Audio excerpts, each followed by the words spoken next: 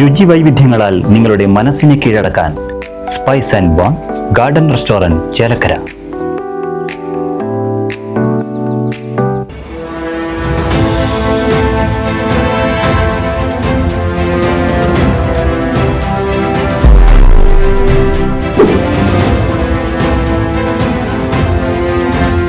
നിയമസഭാ തെരഞ്ഞെടുപ്പ് ചൂടിലാണ് Keralam.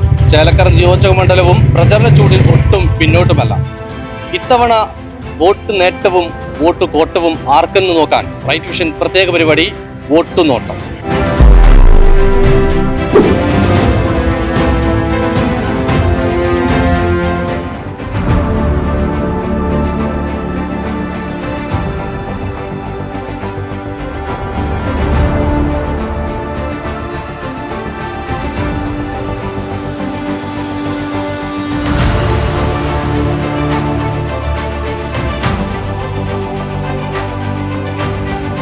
Right vision vote നോട്ടത്തിൽ LDF സ്ഥാനാർത്ഥി UR പ്രദീപാണ് നമ്മോടൊപ്പം ഉള്ളത്. എങ്ങനെയുണ്ട് പ്രചരണം? രണ്ടാം ഘട്ടം എന്ന് പറയാല്ലേ? മൂന്നാം ഘട്ടം എന്ന് പറയാം. അപ്പോൾ നല്ല ചൂടാണ്. തെരഞ്ഞെടുപ്പ് അന്തരീക്ഷ ചൂടുണ്ട്. തെരഞ്ഞെടുപ്പ് ആളുകളും നല്ല വോട്ടർമാരും നല്ല ആവേശത്തിലാണ്. വിവിധ ആവശ്യങ്ങൾ ചൂണ്ടിക്കാണിച്ചും എല്ലാമായി നമുക്ക് ആവശ്യമായ പിന്തുണ തന്നുകൊണ്ടാണ് വിവിധ ആവശ്യങ്ങൾ ചൂണ്ടിക്കാണിക്കുന്നത്. സമയമാകുമ്പോൾ കുറച്ച് വാക്കുകൾ മാത്രമേ വികസനത്തിൽ പറയാൻ പറ്റുന്നുള്ളൂ എന്ന് തോന്നുന്നുണ്ടോ? അല്ല, പറയാതെ പോകാൻ കഴിയില്ല. എത്ര പറഞ്ഞാലും മതിയാവില്ല. പക്ഷെ ഒരു സ്ഥലത്ത് നിന്ന് കഴിഞ്ഞിപ്പോൾ 7ാമത്തെ പോയിന്റ് എത്തേണ്ട സ്ഥലമാണ്. 7 പോയിന്റ് എത്തുന്നതിന് മുമ്പ് ഇപ്പോഴും നീങ്ങിയിട്ടില്ല. പോകുന്ന സ്ഥലങ്ങളിൽ അവരുടെ ആവശ്യങ്ങളും കാര്യങ്ങളും പറയുമ്പോൾ അത് ക്ഷമയോട് കേട്ട് വോട്ടഭ്യർത്ഥികൊണ്ട് നടത്തി വരുമ്പോഴാണ് നമുക്കത് കാലതാമസം. വലിയൊരു ഉപതെരഞ്ഞെടുപ്പ് ഉത്സവം കഴിഞ്ഞ് രണ്ടാം ഘട്ടമാണ് ഇപ്പം വീണ്ടും അല്ലേ? പൂർണ്ണമായിട്ടും രണ്ടാമത്തതും ഉപതെരഞ്ഞെടുപ്പിൽ ഒരു 1.5 വർഷത്തോളം കിട്ടി. ഏതെങ്കിലും ഉപതെരഞ്ഞെടുപ്പിൽ നമുക്ക് പറയാൻ പറ്റിയ അല്ലെങ്കിൽ ചെയ്യാൻ പറ്റുമെന്ന് പറഞ്ഞ കാര്യം ചെയ്യാൻ പറ്റാത്തതോ അല്ലെങ്കിൽ കൂടുതലായിട്ട് നമുക്ക് പറയാൻ പറ്റിയ എടുത്തു പറയത്തക്ക എന്തൊക്കെ കാര്യങ്ങളാണ്? ഇല്ല, ഇതിൽ നമ്മളെ സംബന്ധിച്ച് ഉപതെരഞ്ഞെടുപ്പ് സമയത്ത് പറഞ്ഞത് ഇപ്പോൾ നമ്മുടെ ഗ്രാമീണ റോഡുകളെല്ലാം നമുക്ക് വളരെ മോശമായിരുന്നു അന്ന് ഈ ഉപതെരഞ്ഞെടുപ്പ് സമയത്ത്. കാരണം അന്ന് അതിൻ്റെ ഒരുക്കങ്ങളൊക്കെ നടത്തിയിട്ടാണ് ഉപതെരഞ്ഞെടുപ്പ് അപ്പോഴേക്കും പ്രഖ്യാപിക്കപ്പെട്ടത്. അന്ന് ജനങ്ങളോട് പറഞ്ഞ വാക്കാണ് പരമാവധി വേഗത്തിൽ ഇത് ചെയ്യും എന്നെല്ലാം നമ്മൾ അന്ന് വാക്ക് പറയണ്ടായി. പക്ഷേ ഇന്ന് ആ വാക്കുകൾ പരമാവധി ഇന്ന് നമുക്ക് നടത്തി കൊടുത്തു. ഇനിയും ധാരാളം ചെയ്യാൻ ഉള്ളതുകൊണ്ട് നമുക്കത് നടന്നുകൊണ്ടേയിരിക്കുകയാണ്. അതിനിടയ്ക്ക് തെരഞ്ഞെടുപ്പ് വരുന്നത് കൊണ്ട് നമ്മളെപ്പോലെ ആളുകൾക്ക് ആ വാക്ക് ചില സമയത്ത് ചില ആളുകൾ ആ തെരഞ്ഞെടുപ്പ് വന്നില്ലേ ഇനി അത് നടത്തിയില്ലോ എന്ന വിഷമത്തിലാണ് പങ്കുവയ്ക്കുന്നത്.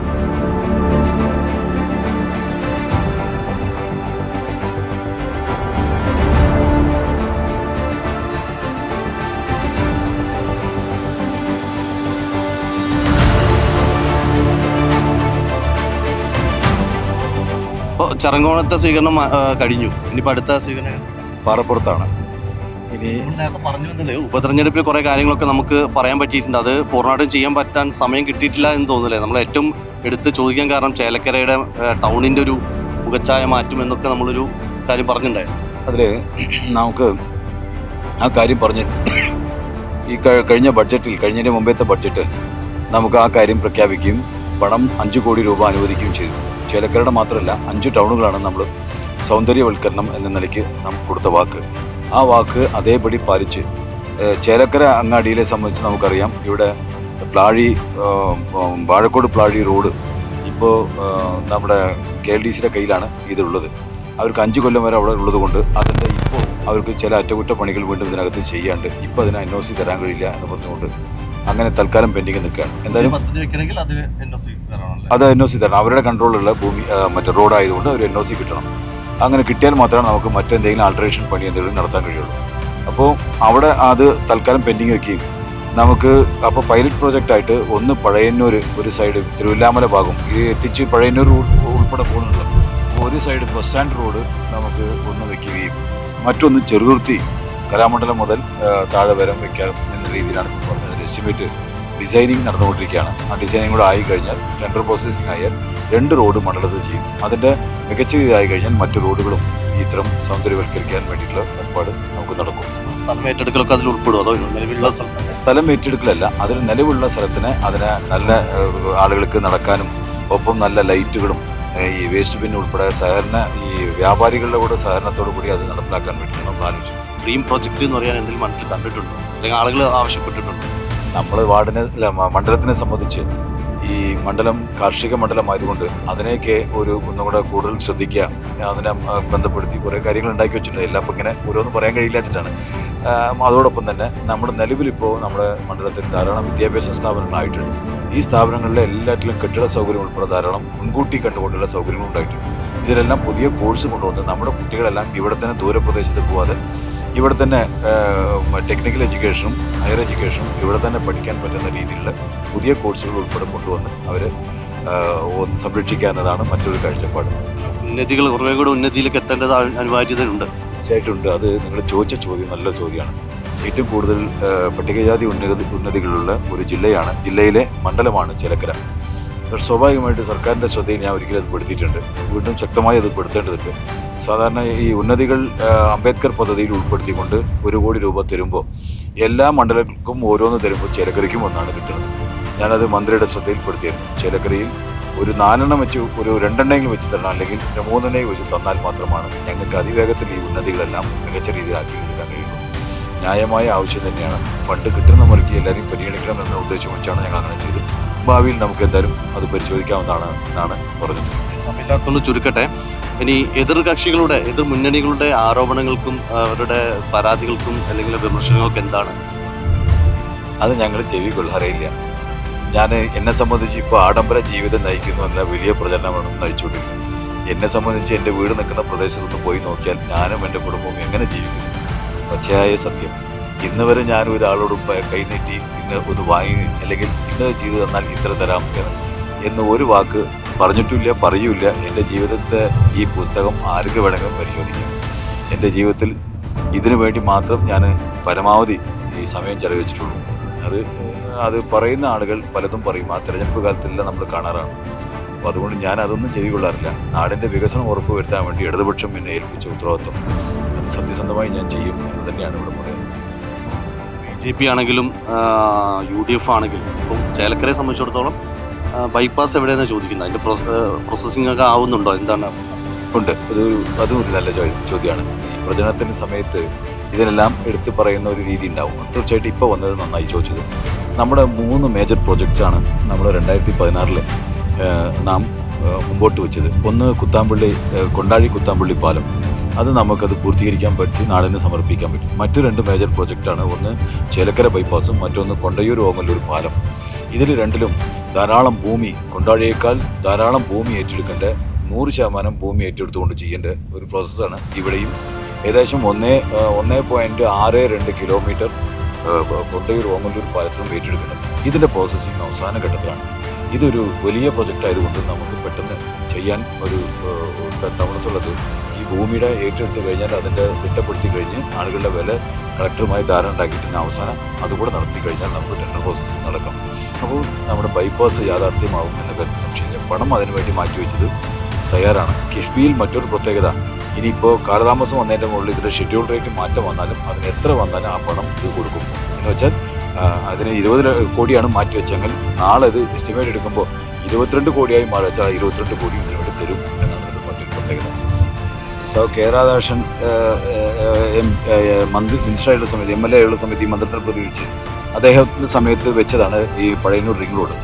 ശേഷം വന്ന ഇടപെടൽ നടത്തി ഞാൻ വിവിധ പ്രൊജക്റ്റ് റിവ്യൂ നടത്തുന്ന കൂട്ടത്തിൽ അതും നടത്തിയപ്പോൾ നമുക്കതിൽ ഇനി അവസാനത്തെ റിപ്പോർട്ട് നിലയ്ക്ക് ഭൂമിയുടെ അതിർത്തികളെല്ലാം തിട്ടപ്പെടുത്തി ആ ഏറ്റെടുക്കുന്ന ഭൂമിയുടെ ഇനി റേറ്റ് നിശ്ചയിച്ചാൽ ഈ നെഗോസിയേഷൻ റേറ്റ് അനുസരിച്ച് ഈ ആളുകളുമായി സംസാരിച്ചു കഴിഞ്ഞാൽ അതിന് പണം കൊടുത്തു കഴിഞ്ഞാൽ അതും ടെൻഡർ ചെയ്യപ്പെടും. അതാണ് അതുമായി ബന്ധപ്പെട്ട് റിംഗ് റോഡും പറയുന്നത്. ഇനി ധാരാളം മേജർ പ്രോജക്ട്സ് ഉണ്ട്. അത് ഗവൺമെൻറ് ശ്രദ്ധയിലുള്ളതാണ്. നമ്മൾ ഈ പഴയന്നൂരിനകത്ത് വരുന്ന അല്ലെങ്കിൽ ചേലക്കരയ്ക്കകത്ത് വരുന്ന ഫയർഫോഴ്സ് ഉൾപ്പെടെ ധാരാളം ഗവൺമെൻറ് മുമ്പിൽ വെച്ചിട്ടുണ്ട്. അതെല്ലാം നടത്തിയെടുക്കണം എന്നുള്ള ഒരു വാശിയിലാണ് ഞങ്ങളുള്ളത്. ഇവിടെ മണ്ഡലത്തിൻ്റെ ചെറിയ കുറഞ്ഞ വാക്കിൽ നമ്മൾ കേരള രാഷ്ട്രീയത്തെ കൂടി നോക്കുകയാണെങ്കിൽ ഈ കേരളം അടിസ്ഥാന സൗകര്യങ്ങളും വികസനവും ഇതെല്ലാം ചെയ്ത കൂട്ടത്തിൽ നാടിൻ്റെ സമാധാനം ഉറപ്പുവരുത്താൻ ഒരു വർഗീയ സംഘർഷം പോലും ഇല്ലാതെ നല്ല പോലെ ഉറപ്പുവരുത്താൻ വേണ്ടിയുള്ള ശ്രമം ഈ ഗവൺമെൻറ് നടത്തി. ഇതുപോലെ പട്ടിണിയില്ലാത്തൊരു നാടായി കേരളത്തെ മാറ്റിയെടുത്തില്ലേ. ഒരു ഗവൺമെൻറ് ഉത്തരവാദിത്വം എത്ര നന്നായി ഇത് കൈകാര്യം ചെയ്തിട്ടുണ്ടെന്നാണ് ആരോപണങ്ങളെല്ലാം പലതും പറയും. പക്ഷെ ഒന്നും ഇവിടെ കേരളത്തിനകത്ത് അഴിമതി കഥകൾ എവിടെയും തെളിയിക്കപ്പെട്ടിട്ടില്ലല്ലോ. അപ്പോൾ ഈ കേരളത്തിൽ അഴിമതി ഇല്ലാതെയും നല്ല പട്ടിണിയില്ലാത്തൊരു കേരളവും മികച്ച രീതിയിൽ ഈ മതസമാധാനം ഉറപ്പുവരുത്തുന്ന കേരളമാക്കി മാറ്റിയെടുത്തു. മറ്റ് സൗകര്യങ്ങളൊപ്പം അത് അല്ലാതെ വേറെ ജനങ്ങൾ ഇത് കൂടുതൽ വേറെ എന്ത് പ്രതീക്ഷിക്കുന്നു? വിവിധ മാധ്യമങ്ങൾ സർവേ നടത്തിയപ്പോൾ വളരെ കൃത്യമായി പറഞ്ഞല്ലോ, ഈ നാടിനകത്ത് വീണ്ടും ഇടതുപക്ഷ ജനാധിപത്യം മുന്നിൽ തന്നെ വരണം. സാധാരണക്കാരെയും എല്ലാ വിഭാഗം ആളുകളെയും ചേർത്ത് പിടിച്ച ഒരു കാലഘട്ടം ഉണ്ടായിട്ടില്ലല്ലോ. അതാണല്ലോ ഒരു സർക്കാർ കൊടുത്ത വാക്കുകൾ വളരെ കൃത്യമായി പാലിച്ചു. എതിർ കക്ഷികൾ UDF ഉണ്ട്, NDA ഉണ്ട്. ശരിക്കും ചേലക്കരയിൽ ആരോടാണ് മത്സരം? ആരോടാണ് ഏറ്റുമുട്ടുന്നതെന്ന് തോന്നിയിട്ടുണ്ട്? UDF-നാണോ അതോ BJP-നോടാണോ? ഞങ്ങളത് അക്കാര്യം നോക്കാറേ ഇല്ല. പറഞ്ഞ വാക്ക് പാലിക്കണം. അതിന് പരമാവധി ഇന്നലെ വരെ ഓടിയിട്ടുണ്ട്. ഇനിയും അടുത്തത് നമുക്ക് ജനങ്ങളോട് പറഞ്ഞ വാക്കിലേക്ക് ആവശ്യമായ നടത്തി കൊടുക്കാൻ വേണ്ടിയുള്ള ഇടപെടലാണ്. എതിരാളികൾ എങ്ങനെയാണ്, ശക്തരാണോ ഇല്ലേ, ഇതൊന്നും നമ്മളിപ്പോൾ നോക്കി അവരോട് മുട്ടാൻ രണ്ടുപേരും തുല്യ ദൂരമാണ്. അത് അവർ തീരുമാനിക്കേണ്ടതാണ്. അപ്പോൾ അതിൽ ഞങ്ങളെ സംബന്ധിച്ച് ഞങ്ങൾ ഈ ചെയ്ത കാര്യം വളരെ കൃത്യമായി നാടിനോട് പറഞ്ഞ വാക്ക് ഇന്നലെ വരെ നടത്തിയിട്ടുണ്ട്. ഇനിയും അതേപോലെ ചെയ്യും. അത് ലക്ഷ്യം വെച്ചുള്ള ജനങ്ങളോടുള്ള ഒരു വോട്ടഭ്യർത്ഥനയാണ് ഇവിടെ ഞങ്ങൾ ചെയ്തിട്ടുള്ളത്. ഏതായാലും ചേലക്കര നിയോജകമണ്ഡലത്തിൽ LDF സ്ഥാനാർത്ഥി UR പ്രദീപ് വോട്ട് നോട്ടത്തോട് മനസ്സ് തുറക്കുകയായിരുന്നു. അടുത്ത സ്ഥാനാർത്ഥിയുമായി കാണാം. ക്യാമറ പേഴ്സൺ മഹേഷിനൊപ്പം PV Sameer, right vision news.